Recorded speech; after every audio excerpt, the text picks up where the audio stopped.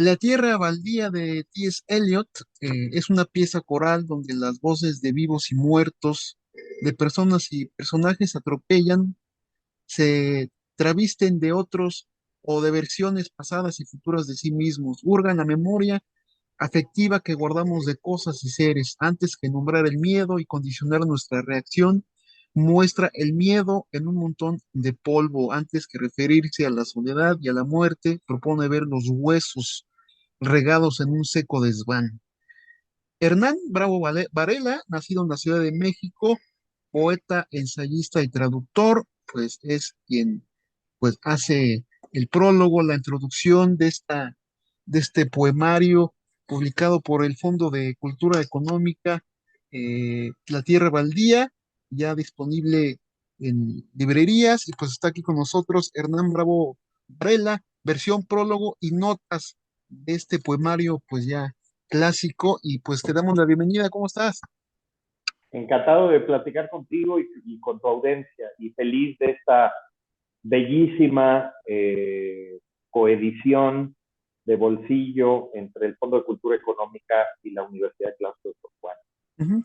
La Tierra Baldía es un poema ampliamente considerado como uno de los poemas más importantes del siglo XX y sobre todo una obra central de la poesía modernista. ¿Cuál es su importancia cultural y literaria?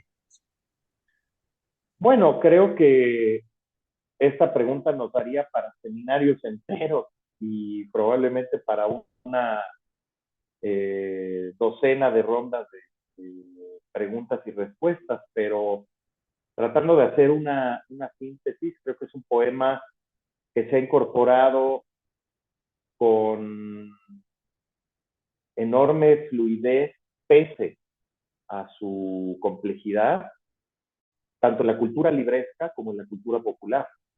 Es un poema sin el cual, por ejemplo, no podríamos entender buena parte de las aventuras líricas del siglo XX en cualquier lengua, y que por su espíritu protopunk podríamos decir que le dio el aliento a alguien como Allen Ginsberg para lanzarse a hacer su extraordinario poema Aullido. Eh, no deja de ser un asunto peculiar que entre los memoriosos de la poesía siempre aparezca la mención de los primeros versos o de los primeros momentos tanto de La Tierra Baldía como de Aullido. Eh, Abril es el mes más cruel o eh, eh, como empieza legendariamente el poema Ginsberg, he visto a las mejores mentes de mi generación, etc. ¿No? Que lo mismo impactó decididamente en la crítica literaria, ¿no? Ahí están, por ejemplo, los estudios de la gran Ellen Bendler, ¿no? Eh, o de Octavio Paz mismo en Los hijos de Limo, eh, es el libro capital de ensayos sobre poesía occidental, ¿no? Y en particular sobre la experiencia de la poesía moderna, ¿no? Que referencias aisladas en películas, eh, eh, otras obras literarias.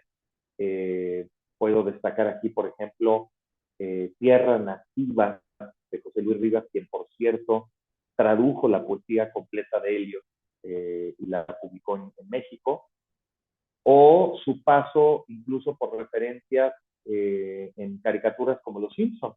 O sea, estamos ante un poema que abre una brecha enorme entre la poesía escrita en lengua inglesa eh, a partir del principios del siglo XX y lo que seguirá después del 1922, año de la publicación de La Tierra Baldía, ¿no? Ujú. Eliot nos legó a lectores, escritores y traductores de poesía una cantidad de cajones de sastre que no podemos obviar y que no podemos hacer a un lado, ¿no? Juntó la baja y la alta cultura, la lengua popular y la lengua culta, escrita. Nos propuso una simultaneidad total entre las épocas, los espacios y los personajes que se dan cita en esa obra. Nos hizo replantearnos la idea del fragmento como reflejo de un mundo en ruinas y visión gracias a la cual este poema, conformado por 5 cantos, nos revela también esa falta de un orden o de una construcción eh, de largo aliento, orgánica, en un mundo que está hecho pedazos, como el mundo de la primera posguerra en el que Eliot se dio a la tarea de escribir La Tierra Baldía. Me llamó mucho la atención la definición de correlato objetivo que mencionas en el prólogo. ¿Puedes explicarnos este concepto? Claro, es un concepto crítico diseñado y aplicado por el propio Eliot, que consiste, palabras más, palabras menos, en evitar mencionar no las cosas, sino los sentimientos o las sensaciones por su nombre. ¿Qué quiero decir con esto?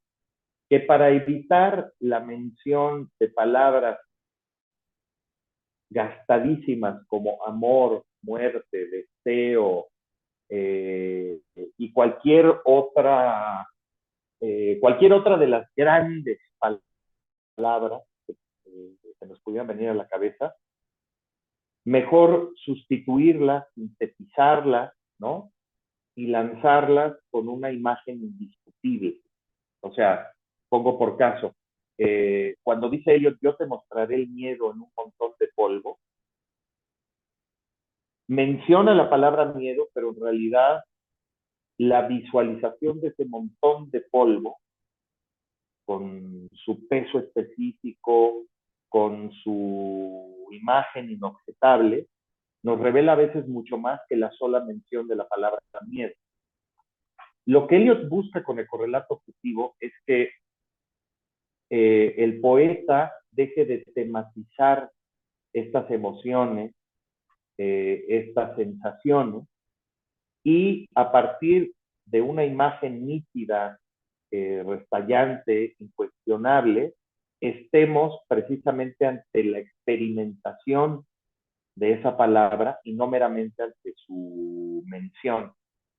Es mucho más poderoso hacer que el amor, la muerte, Dios, entre cualquier otro de los muchos sustantivos que se nos pudieran ocurrir, tengan su verificativo en una imagen escalofriante, vívida, intensa, que en volverlas a mentar una y otra vez perpetuo, ¿no? Entonces, por ejemplo, cuando nos dice o nos pone Eliot que hay un callejón de ratas donde los huesos buscan, donde los... Esa imagen nos habla al mismo tiempo del terror, de la muerte y de la soledad, pero nunca menciona ninguno de esos 3 grandes sustantivos. Nos los presenta vívidos, en tensión, en contraste, gracias a la formulación de esta imagen. Entonces creo que es una categoría que sigue siendo muy vigente y que ayuda a poetas jóvenes y no tanto a nunca perder el centro, ¿no? Y a saber que los lugares comunes están para ser reformulados. Y creo que Eliot lo que hace es reformularlos a partir de esa imagen o de ese concepto vívidamente puesto ante nosotros para evitar la reiteración de las palabras, las gastadas palabras de tierra. Explicas precisamente cómo está estructurado, precisamente, cuáles son las temáticas de la tierra baldía, sobre todo que se pueden encontrar pues en estos, pues, digamos, apartados o secciones, ¿no? Sí. Bueno, Yo creo que cualquiera de las preocupaciones eh, eh, que surgen de haber sobrevivido a la dramática Primera Guerra Mundial, ¿no? Que solo tendría, digamos, una actualización aún más desoladora con la Segunda Guerra Mundial, ¿no? Y gracias a la cual, por cierto, Eliot escribe el último de sus grandes poemas, Cuatro Cuartetos, ¿no? Hay una aproximación, como él la llama, el traductor la llama, de José Emilio Pacheco, que también vale la pena mencionar y recomendar, ¿no? Para que consigan estas dos versiones, ¿no? De dos grandes poemas y de dos grandes momentos. Pero bueno, en lo referente a la Tierra Baldía, pues es un poema que nos habla de esa Europa sembrada de cadáveres, no solo por la Primera Guerra, sino por el paso de la gripe española, ¿no? De la influencia española. Eh, y Eliot, desde la sorpresa, desde la perplejidad, desde la tragedia de haber sobrevivido al horror y al desastre, nos deja este testimonio donde la voz poética se funde con las varias de los personajes que allí comparecen, ¿no? Y nos da un retrato en fragmentos, como podía ser de otra manera, de ese mundo moderno, rebasado por sí mismo,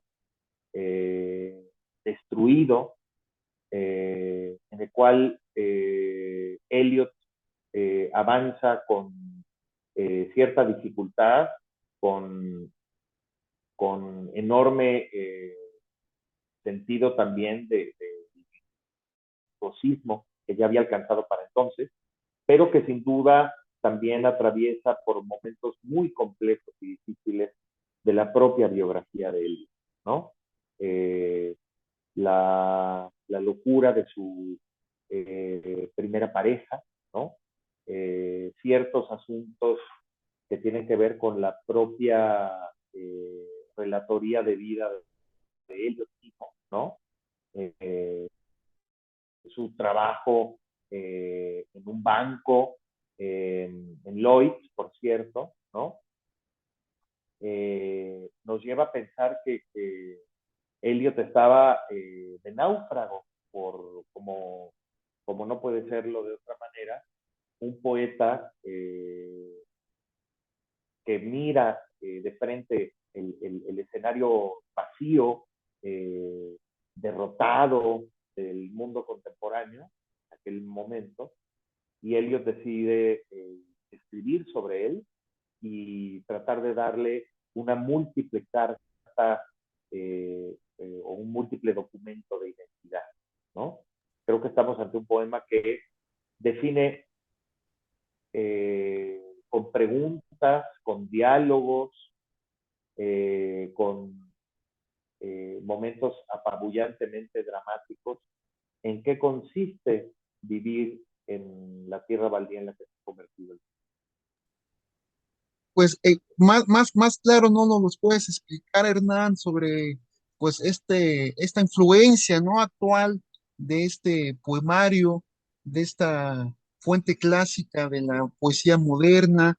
Yo, pues para finalizar, Hernán, algo que quieras agregarnos y pues invitar al público a que se acerque pues a leer a T.S. Eliot como una figura pues central de la vida poética en lengua inglesa y sobre todo como símbolo de una época pues de desintegración que como bien lo Así mencionas es, puede ser muy actual y vigente.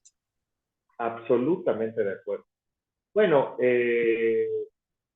yo les diría a quienes han leído a Eliot, pero también y sobre todo a quienes no lo han leído, que se acerquen sin miedo a este poema sobre profundos miedos eh, intelectuales, estéticos, humanos, morales. Eh, es un poema que además creo que sigue conectando de una manera envidiable con la población lectora joven, porque es un poema en más de un sentido punk. Es un poema rompedor, iconoclasta, con respecto a su propio pasado, pero que además creo que nos va a dar muchos nortes y también muchas cachetadas blancas con guante blanco sobre cómo mirar, cómo entender eh, el mundo moderno que se nos ha caído y el mundo contemporáneo que se nos cae a pedazos, ¿no? Que solo puede o parece ofrecernos inconstancias, incongruencias, inquietudes, eh, pero todas ellas no dejan de ser ventanas de oportunidad para que el genio poético, como el de Helios, ¿no?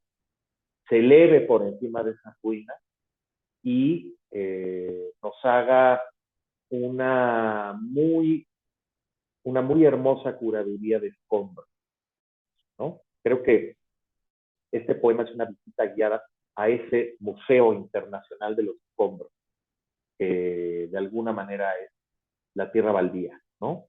Eh, la belleza y la fortuna que provienen de ahí será, por supuesto, con escalofrío. Nadie sale indemne o nadie sale sin transformar, sin cambio alguno de la experiencia de este poema. Así que nada, más bien envidio a los primeros lectores de La Tierra Baldía que estarán por asomarse a las páginas de esta edición del Fondo de Cultura Económica de Claustro de Sor Juana, porque están por tener uno de los grandes establecimientos estéticos en materia de poesía que uno es capaz de poseer.